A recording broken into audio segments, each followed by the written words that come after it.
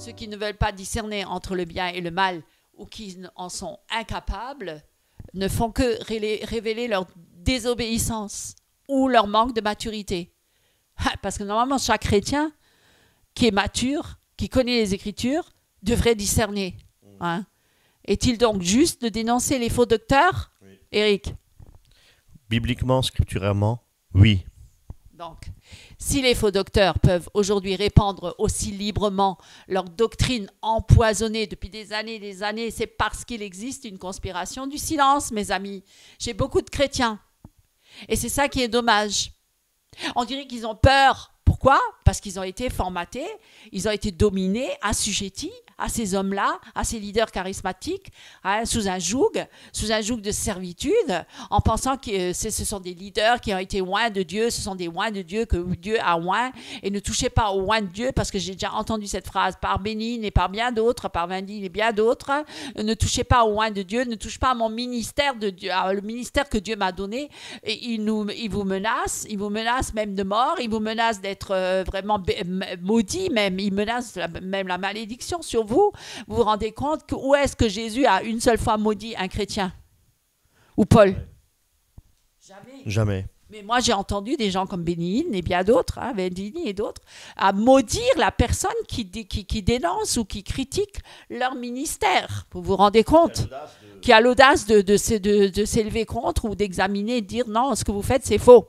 Alors, les loups ravisseurs déguisés en brebis peuvent donc aisément, grassement, ils sont larges, hein. Ils sont très larges, hein, aisément ravager le troupeau et détruire de nombreuses brebis. Voilà pourquoi nous sommes là aujourd'hui, pour alerter. C'est une alarme, c'est une trompette qui sonne. C'est une trompette qui sonne, mes amis, réveillez-vous. Vraiment, réveillez-vous. Hein. Et ouvrez les yeux. Voyez dans quel mouvement vous êtes. Voyez dans quelle église vous êtes. Voyez ce que le pasteur ou le leader vous prêche. Voyez ce qui se passe autour de vous. Regardez si c'est scripturaire, si c'est juste par rapport à la parole de Dieu. Est-ce que vous êtes manipulé? Est-ce que vous êtes dans un mouvement qui est hérétique? Ouvrez les yeux. Ou est-ce que vous êtes dans une église qui prêche vraiment la parole et où le pasteur est vraiment soumis au Seigneur et où vous êtes tous ensemble devant la face de Dieu à louer son nom, à adorer son nom et à accomplir sa volonté? Tu voulais rajouter quelque chose? Oui, c'est vrai.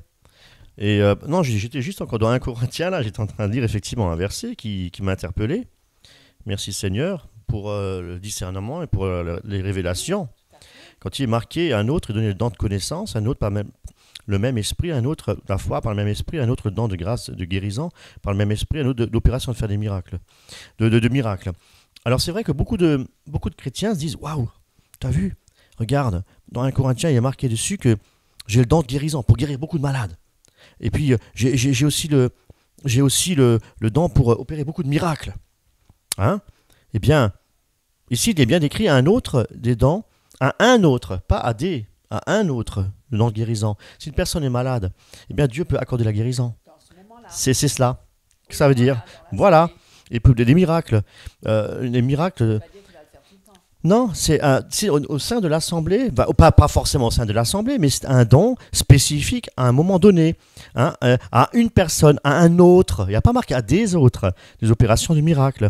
Non pas pour guérir les autres, non pas pour faire des miracles aux autres, comme beaucoup le font, pour faire pousser des jambes, pour faire pousser des bras. On a vu une émission là-dessus, mais il faut arrêter. Après, attention, Satan aussi fait des miracles et des prodiges pour séduire. Hein. Ça aussi, nous avons vu. Hein. Voilà. Et donner maladie, tout à fait. En fait, Satan ne guérit pas, il déplace le mal. Tout à fait. Donc, ce que je voulais dire, et puis c'est vrai, hein, on peut le voir dans les églises, effectivement, il y en a beaucoup qui appuient sur le don de parler en langue. Est-ce que tous parlent en langue? Non. Est-ce que tous sont prophètes? Est-ce que tous sont docteurs? Est-ce que tous dans des miracles? Non, mes amis, mais là, on dirait qu'ils ont tous les dons. Hein. D'ailleurs, c'est ça aussi, les leaders charismatiques, ils ont tous les dons. Ils ont tous les dons. Hein. Le don de discernement, discernement peut-être pas, mais le don des miracles, le don des guérisons, le don de toutes choses, prophétiques, surtout les prophétiques. Hein. Prophétiser, les prophètes des nations, les prophètes d'aujourd'hui... Voilà, les oints de Dieu, les oints qui sont là pour conduire le peuple vers soi-disant la délivrance, mais plutôt vers l'asservissement. Hein. Ça les amène plus dans l'asservissement, dans l'esclavage, que vers la délivrance et la liberté. Parce que c'est Jésus qui a franchi. Pourquoi avoir besoin de ces leaders charismatiques pour être délivrés de quoi? Jésus a tout accompli sur la croix. Pourquoi ils nous amènent tous ces livres-là qu'ils écrivent là et encore ce livre-là que j'ai écrit, et encore cette inspiration de Dieu. Et ce livre, absolument, il faut absolument avoir ce livre. Ce livre, il le faut absolument, parce que ce livre-là, c'est celui-là qui va vous faire entrer dans votre destinée. Parce qu'autrement, on ne peut pas rentrer dans sa destinée sans ce livre. C'est ce livre-là qui va vous amener à entrer dans la destinée. Et ce qui est incroyable, c'est que tous ces leaders charismatiques, ils recopient les paroles de la Bible, ils les déforment, ils les sortent hors contexte et ils en écrivent un livre.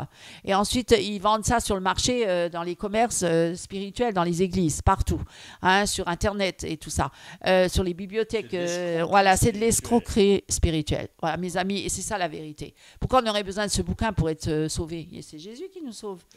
Pourquoi on aurait besoin de ce livre-là pour enfin grandir spirituellement? Mais vous n'avez qu'à lire la Bible vous-même et prier et passer du temps avec Dieu et vous allez grandir spirituellement.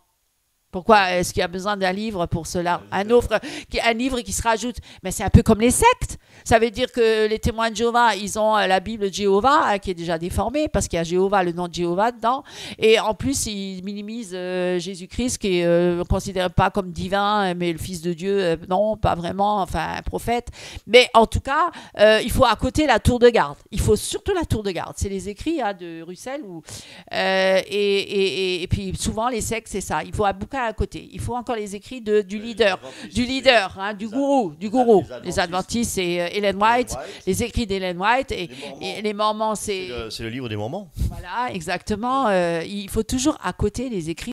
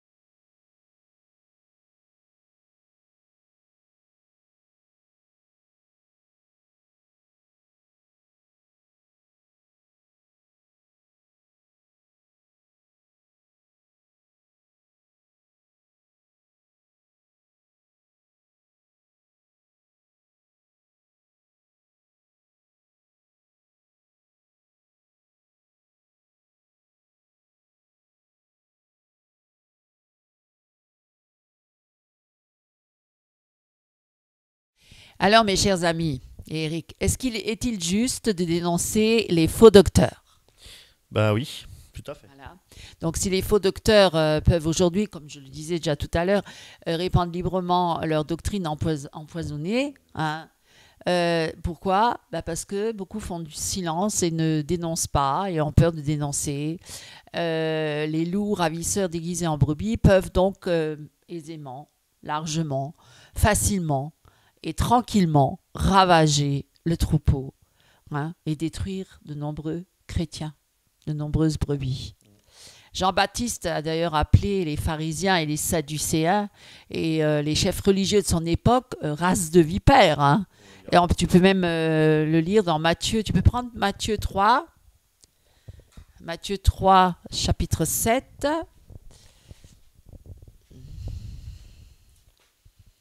Donc, race de vipère, hypocrite, sépulcre blanchi. Il n'a pas mâché ses mots, le Seigneur. Hein. Et Jean-Baptiste aussi, il n'a pas mâché les mots. Matthieu 3, verset 7. Et voyant plusieurs des pharisiens et des sadducéens qui venaient à son baptême, il leur dit: Race de vipères, qui vous a averti de fuir la colère qui vient? Produisez donc du fruit qui convienne à la repentance. Ben voilà. Donc, on voit bien que là, déjà, ils étaient dénoncés et repris. Hein, on les reprenait.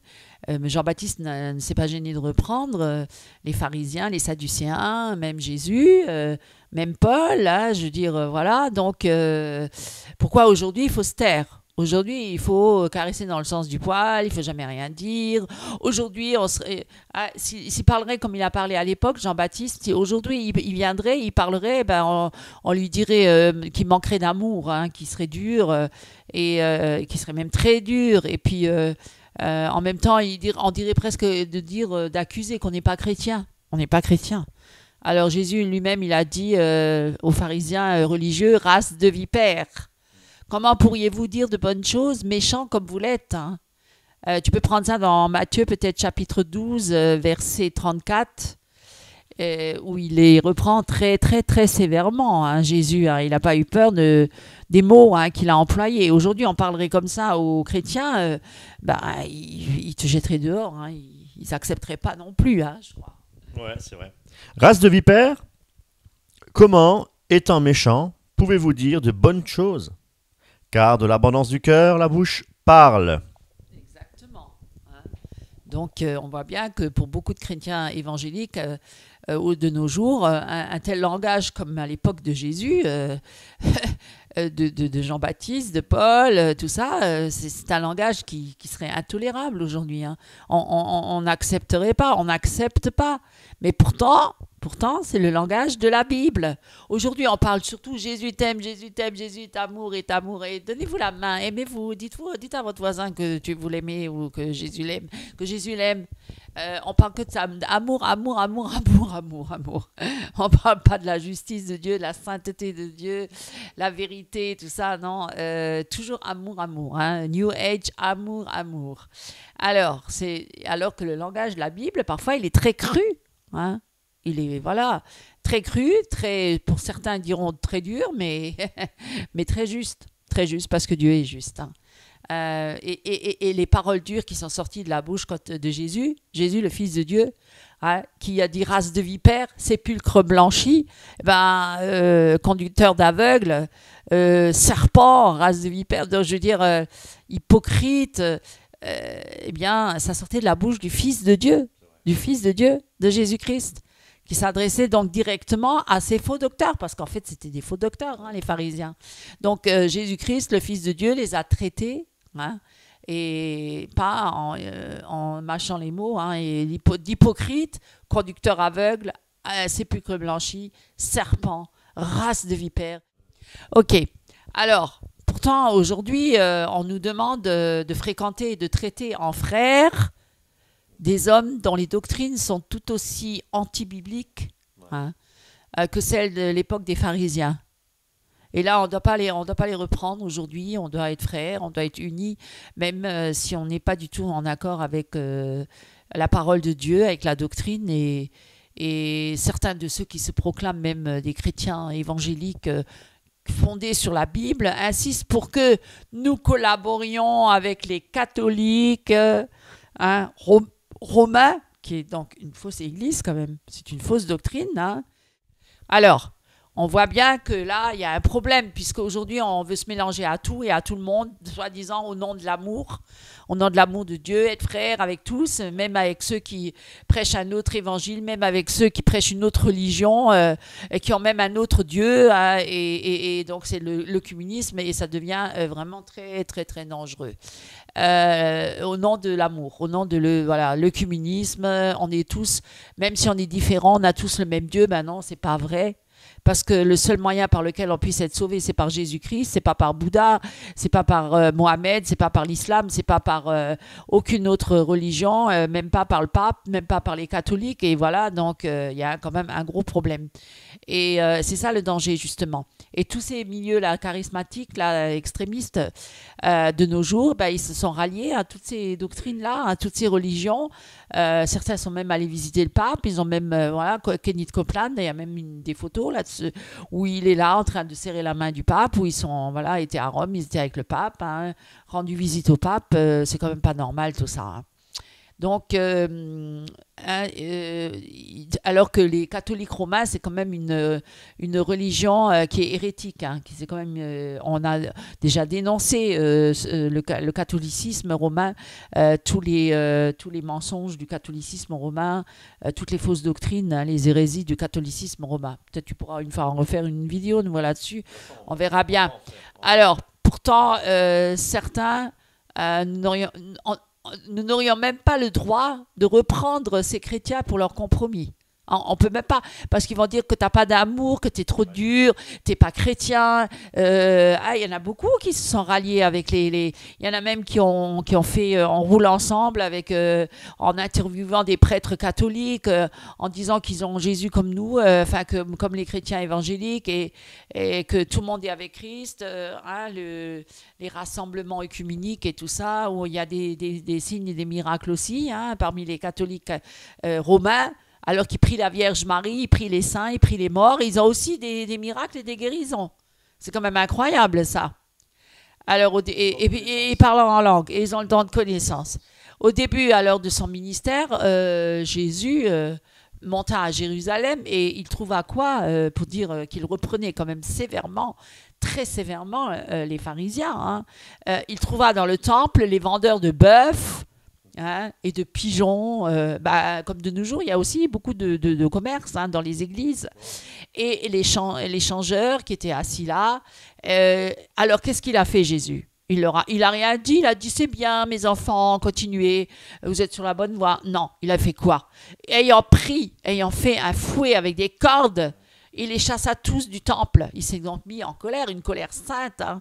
Et il a chassé les brebis, il a chassé les bœufs, il a chassé les vendeurs. Il a renversé les tables et il dispersa la monnaie, hein, des changeurs, et renversa tout. Et il dit aux vendeurs de pigeons, ôtez cela d'ici, ne faites pas de la maison de mon père une maison de trafic. Est-ce que tu peux même, on peut peut-être aller le voir dans la parole, hein, parce que j'invente rien, là, c'est pas une histoire à dormir debout, hein, même si bonne nuit. On va dire, c'est pas une fable, hein, c'est vraiment une réalité qui s'est passée à l'époque. Dans Jean chapitre 2, versets 13 à 16, tu veux bien? Où on voit là Jésus en colère, Jésus qui s'emporte, hein, et qui reprend très sévèrement les vendeurs de pigeons. Oui. Alors, et la Pâque des Juifs était proche, et Jésus monta à Jérusalem et trouva dans le temple des vendeurs de bœufs et de brebis et de colombes et des changeurs qui étaient assis. Et ayant fait un fouet de cordes, il les chassa tous hors du temple, et les brebis et les bœufs. Et il répandit la monnaie des changeurs et renversa les tables. Et il dit à ceux qui vendaient les colombes, ôtez ces choses d'ici, ne faites pas de la maison de mon père une maison de trafic. Voilà. Et ses disciples se souvinrent qu'il est écrit, le zèle de ta maison me dévore. Vous voyez, c'est une sainte crainte. Voilà.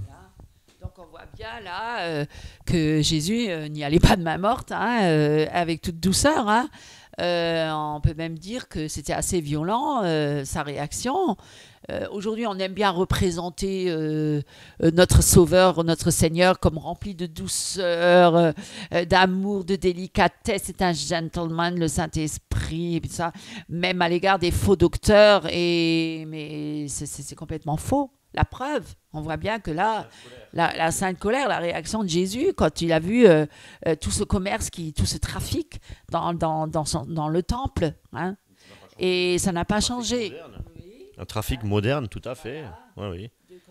De commerce, hein, vendre des t-shirts, vendre des tasses avec. Non, mais tout ça, c'est inutile. Voilà. Oui. Et Et la parole, vendre la parole.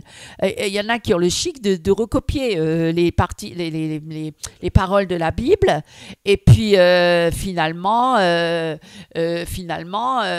ils recopient bêtement et ils vendent ça et ils empochent de l'argent. Ouais. Alors que normalement, la parole de Dieu, elle est gratuite. Hein. On a donné, vous avez reçu gratuitement, donné gratuitement. Alors, comment ça se fait que eux, ils disent qu'ils sont inspirés par le Seigneur, ils écrivent un bouquin, ils recopient les psaumes ou bien ils recopient certains passages de la Bible et puis après, ils en font un livre et ils le vendent.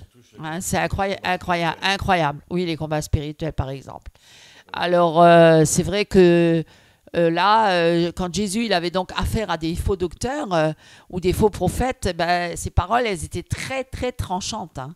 Et ses actions, elles étaient claires et nettes. Hein. C'était là, ça rigolait pas. Hein. Là, on voyait un autre Jésus. Hein. Hein? On veut pas celui-là, on veut pas trop le connaître, hein, surtout les charismatiques. Hein. Et pourtant, la plupart des leaders charismatiques, quand on les titille un peu ou qu'on les reprend un peu, mais ils peuvent parfois, mais c'est pas une sainte colère qu'ils ont, mais beaucoup, hein, se mettent dans une colère monstrueuse. Hein. Ils portent même plainte des fois contre ceux qui les ont critiqués ou jugés. Ah, moi j'ai entendu des histoires comme ça. Hein. Ah, c'est très grave. Hein. Ils vont même jusqu'à aller au tribunal avec. Donc, pour diffamation. Alors ça, c'est quand même incroyable. Alors, et vers la fin de son ministère, Jésus éprouva encore plus le besoin de purifier le temple. Hein. Donc, on ne doit jamais cesser de dénoncer hein, les doctrines et les pratiques mauvaises hein, qui sont anti-bibliques. Et Jésus l'a même dit, hein, n'est-il pas écrit, ma maison sera appelée une maison de prière, mes amis. Pas une maison de commerce, ou une maison de trafic, ou une maison de miracle. Non, il a dit une maison de guérison, un centre de guérison. Il y en a qui ont ouvert des centres. Bénin, il a ouvert un centre de guérison. Oh, c'est pas le seul, hein. Il y en a beaucoup d'autres. Centres de guérison et de guérison et de délivrance. Et d'autres ont ouvert des centres de prière, continuellement prier 24 heures sur 24, sans jamais s'arrêter. Combat spirituel. Et on peut venir à tout instant, jour et nuit, si on veut être délivré. C'est des centres de prière. C'est en Amérique beaucoup, mais en France aussi, ça va venir. Parce qu'ils sont en train de préparer ça, puisque les Français sont toujours un peu en retard par rapport aux Américains, puisque ça vient de l'Amérique. Ils l'apportent en France et le temps que ça se propage, et bien, à un moment donné, ça va être la même chose. Hein. Et c'est d'ailleurs en train de se faire, parce qu'il y a bien, comme certains qui ont comme mentor Béni Hinn, qui sont donc des pasteurs français et qui sont en train de préparer tout ça tranquillement, mais sûrement. Et donc, qu'est-ce qu'il dit? Donc, ma maison sera appelée une maison de prière pour toutes les nations, mais vous en avez fait une caverne de voleurs. Et on peut lire ça aussi, tu peux prendre Marc chapitre 11, verset 17. Alors, est-ce que c'est différent aujourd'hui? Est-ce que les voleurs ne se sont pas introduits dans la maison de Dieu? Ils volent la Bible au peuple de Dieu. Voilà. Ouais. Et il enseignait en disant, n'est-il pas écrit, ma maison sera appelée une maison de prière pour toutes les nations. Mais vous en faites une caverne de voleurs. Alors on voit bien qu'aujourd'hui, ça n'a pas changé. Ça n'a pas changé. Ça peut être une autre allure parce qu'on est plus dans le modernisme, le matériel et tout ça, dans la technologie actuelle. Mais le fond, la pensée, l'esprit est le même. La forme, elle a changé. C'est juste la forme qui a changé, mais le fond est le même. Le matériel a changé, on va dire comme ça, les apparences, ça peut. Alors, parce qu'on n'est plus habillé de la même façon, on n'a plus la même culture, mais finalement, c'est toujours le même esprit. Hein. Et donc, ils volent la Bible au peuple de Dieu parce qu'ils l'empêchent de vraiment connaître la parole de Dieu telle qu'elle, la saine doctrine, et ils l'empêchent d'entendre la doctrine de la sanctification et de la séparation de quoi? Du péché et du monde, hein, parce qu'eux, ils sont très mondains. Hein, voilà, à tel point que vous ne pouvez presque plus distinguer les chrétiens des gens du monde. Parce que justement, on ne voit plus la différence. Moi, je suis désolée, c'est vrai, on ne voit plus la différence entre ceux du monde et ceux de l'Église. Hein. Les chrétiens sont devenus très, très, très mondains. hein. Et ils ressemblent autant à ceux du monde. Ils sont pareils, ils ont le même langage, ils ont la même musique, pratiquement la même musique, mais sauf qu'ils mettent des paroles de Jésus dessus. Mais c'est la même musique. C'est exactement la même chose. Ils font les mêmes concerts, voilà, les jeux de lumière, les prédications sont comme si c'était un speech politique, hein, avec la grande scène, puis un one-man show, comme le monde, hein, comme le monde. En toute honnêteté, on les applaudit, oui, oui, oui, on applaudit maintenant. Ah oui, On les applaudit, oui, oui, oui. on les applaudit, on les vénère, on les adule. On ne vient pas pour Jésus finalement, on vient pour qui? On vient pour l'homme de Dieu, loin de Dieu. Hein, voilà. Et donc... Et moi, je dirais qu'il faudrait faire disparaître la scène pour qu'ils enlèvent enlever un piédestal. Parce que faut se mettre au niveau du sol, il faut se mettre au niveau de tout le monde. Il ne doit pas y avoir un niveau élevé, hein, mettre une estrade, mettre voilà, pour pouvoir justement se sentir un peu plus élevé que les autres. Hein, l'orgueil et entre autres, il y a tout le temps, effectivement, la chair, le pupitre, hein, et les musiciens, toujours sur un piédestal comme ça, toujours surélevé comme ça, hein, pour bien montrer qu'ils ont de l'importance, hein, et que sont les chouchous du Seigneur. Hein. Oui, mais ils vont dire que parce que c'est des méga church et qu'il faut bien voir tous ceux qui sont dans le ministère parce qu'il y a tellement une foule de gens que... Oui. Alors, méga church, le Seigneur nous enseigne qu'il y ait des anciens dans chaque ville. Voilà, donc ça veut dire déjà qu'il y a pas, les méga church n'existaient pas déjà à l'époque primitive. Voilà, ce qu'il faudrait effectivement, c'est que dans chaque ville, évangéliser pour qu'il y ait des petites églises, hein, des maisons qui accueillent les frères et les sœurs. Hein, voilà, c'est pas le nombre qui fait que... Non, c'est certain. Mais bon, certains, je veux juste... enfin, je ne vais pas faire l'avocat du diable, c'est pas ça.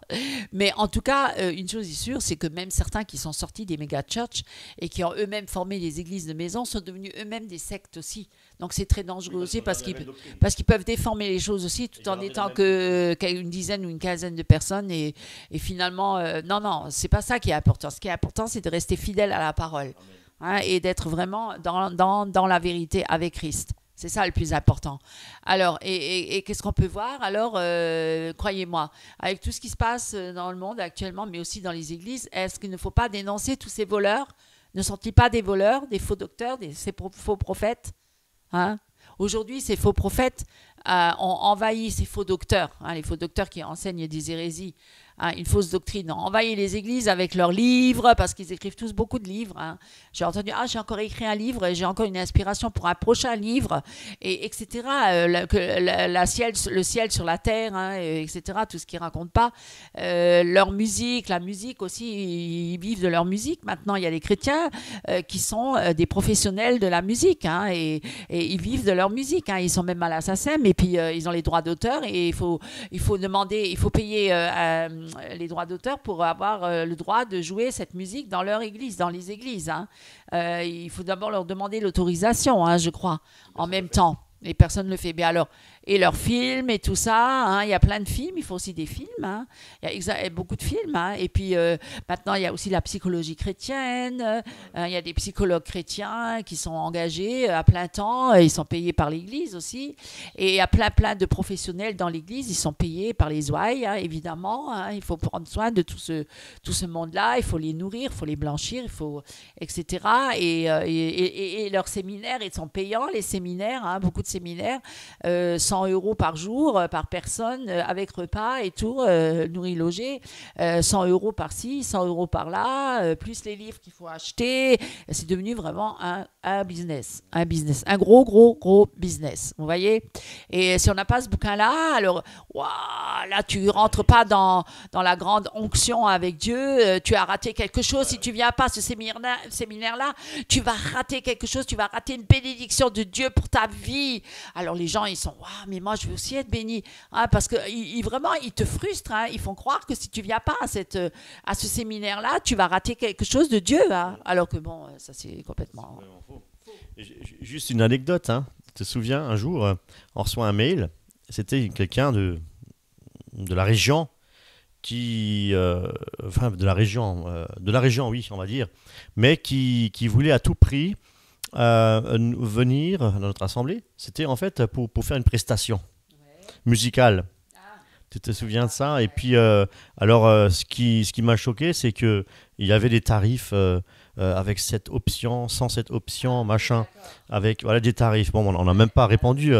C'est incroyable.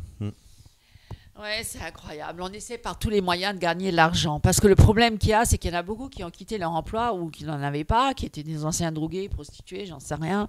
Enfin, qui ont pensé que suivre Christ, c'était pour avoir un gain.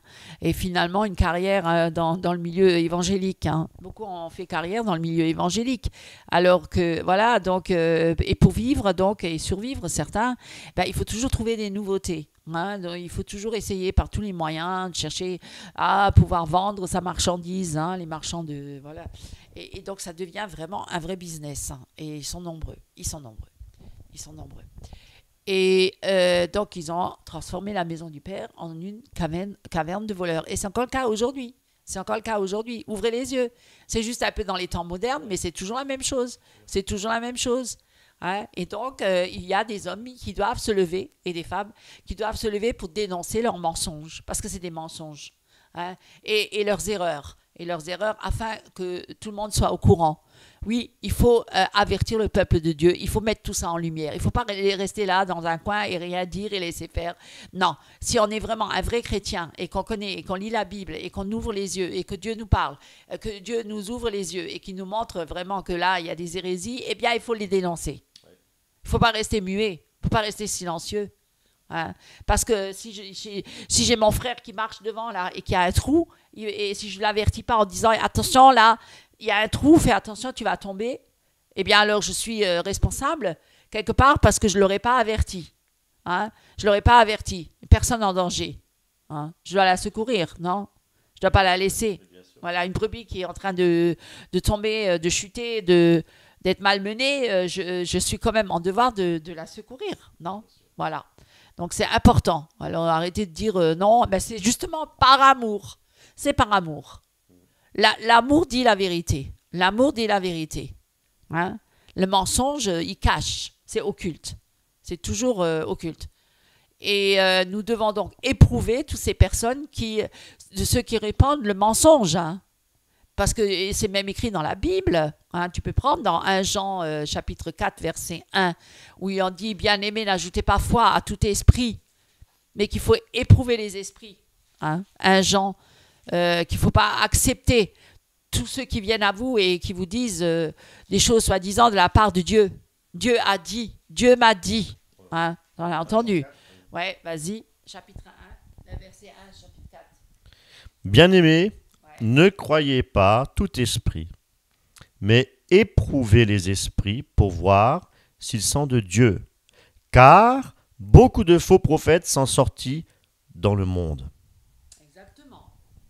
Donc vous voyez, mes amis, c'est même un commandement. C'est un ordre d'éprouver les esprits. Hein, puisque plusieurs faux prophètes sont venus dans le monde. Et toute doctrine et tout docteur doit être éprouvé à la lumière de la parole de Dieu. Voilà, à la loi et au témoignage. Hein. Si l'on ne parle pas ainsi, il n'y aura point d'aurore pour le peuple. Tu peux lire ça dans Ésaïe verset 8. Tu peux le reprendre. Ça veut dire faute de connaissance, mon peuple périt. Hein. Et ouais, Ésaïe chapitre 8 verset 20. Vas-y. Oui, alors, à la loi et au témoignage, s'il ne parle pas selon cette parole, il n'y a pas d'aurore pour lui. Exactement. Hein, dans Ésaïe chapitre 8, verset 20. Nous devons donc juger, c'est un devoir. Nous devons juger, examiner chaque messager, chaque messager et chaque méthode employée. Hein, chaque pratique. Oui, il y a des méthodes maintenant. Hein. Il y a telle et telle méthode d'évangélisation, comment mieux impacter dans le monde, comment mieux évangéliser. Voilà, il faut utiliser telle et telle méthode, il faut aller dans une telle et telle école pour apprendre à devenir un disciple de Christ, pour aller sur le terrain. Ensuite, il y a des écoles de disciples pour envoyer les ouailles après sur le terrain pour aller évangéliser. Hein. Mais oui... Voilà, donc c'est écrit ça nulle part. Hein.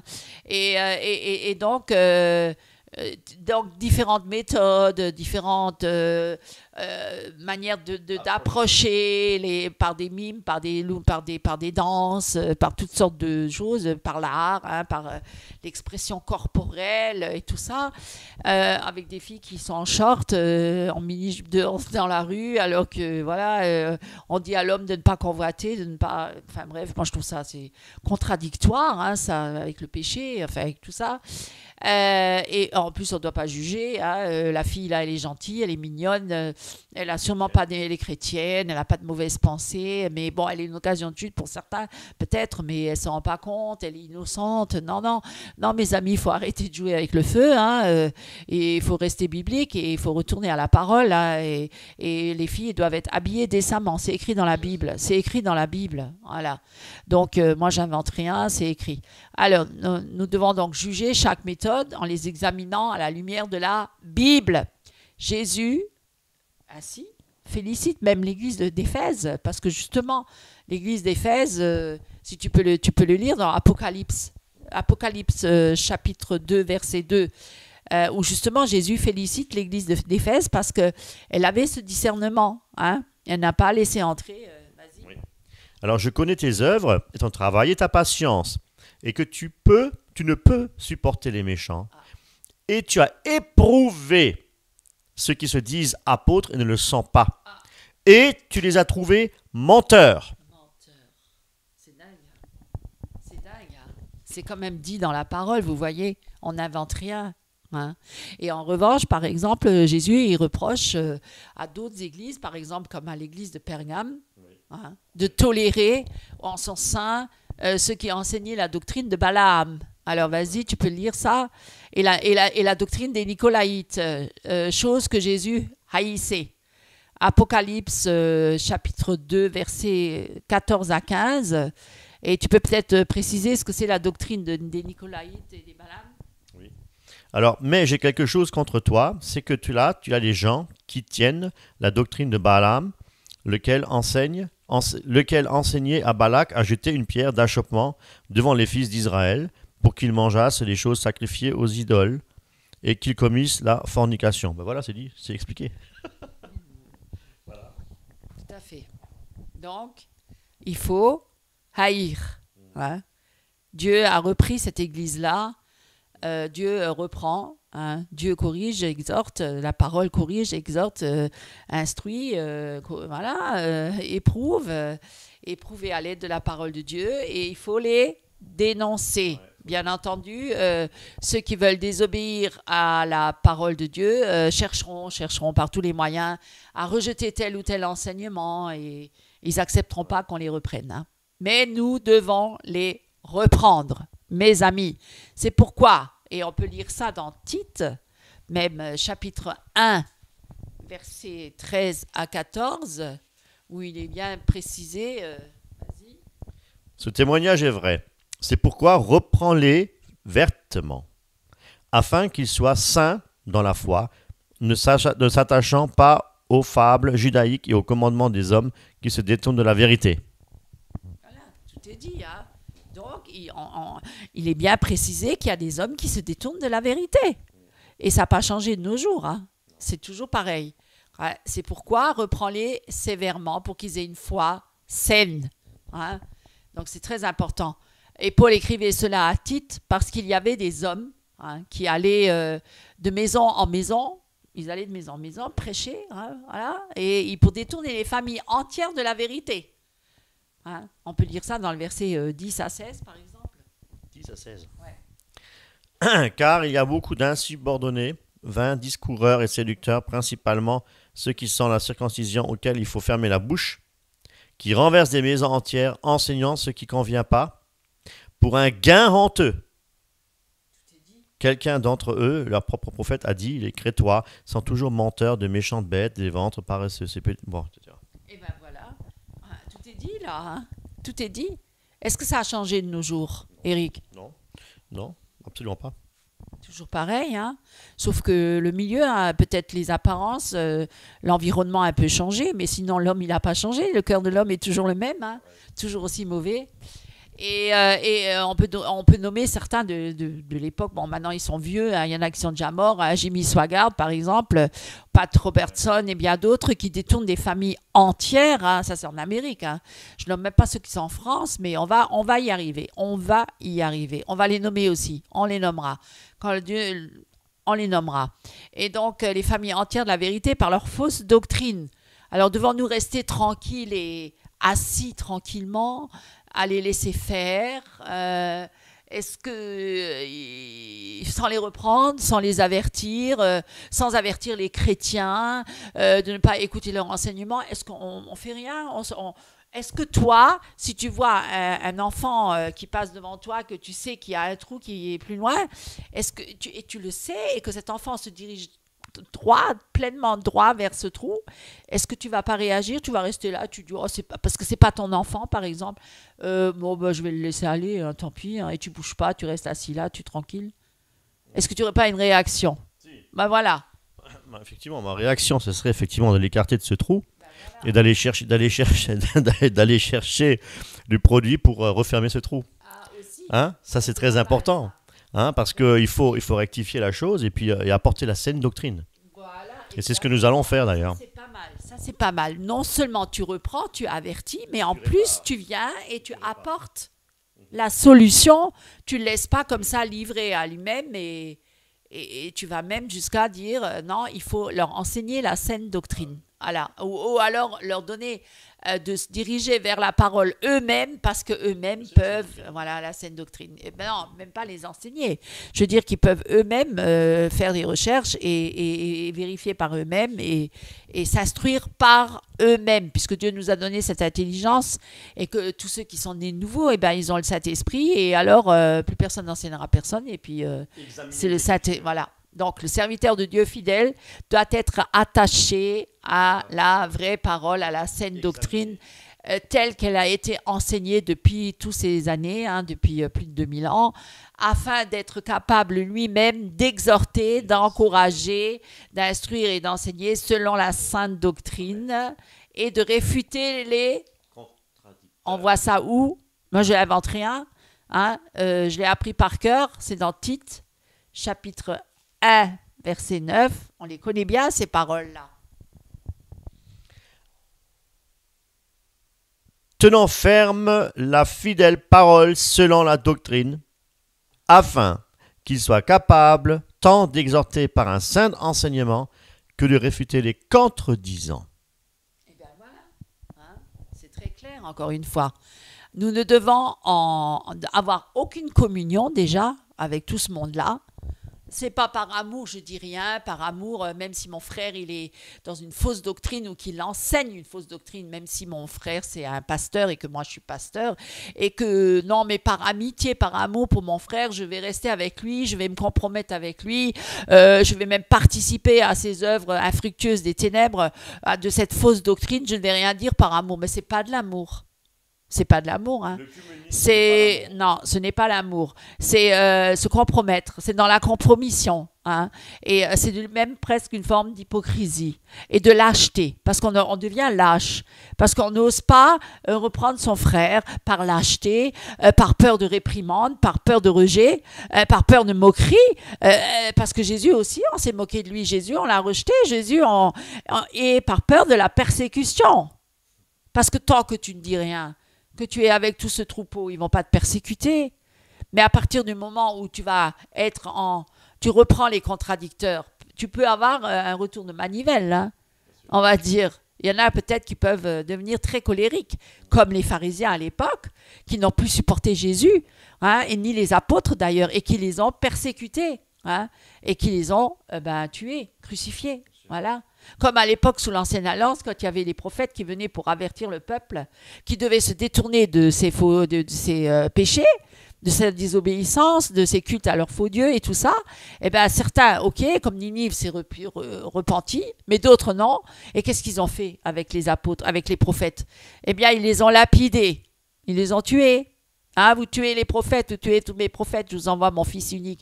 Et vous l'avez tué aussi, vous voyez? Est-ce qu'aujourd'hui, à l'heure actuelle, si Jésus viendrait de nouveau comme ça, ou même nous, je veux dire, est-ce que, je crois qu'il se ferait de nouveau crucifié, t'en penses quoi? Oh oui, surtout là, surtout dans la... Oui, oui. Bah oui, dans la religion, dans le milieu chrétien, hein. Ça c'est certain, hein.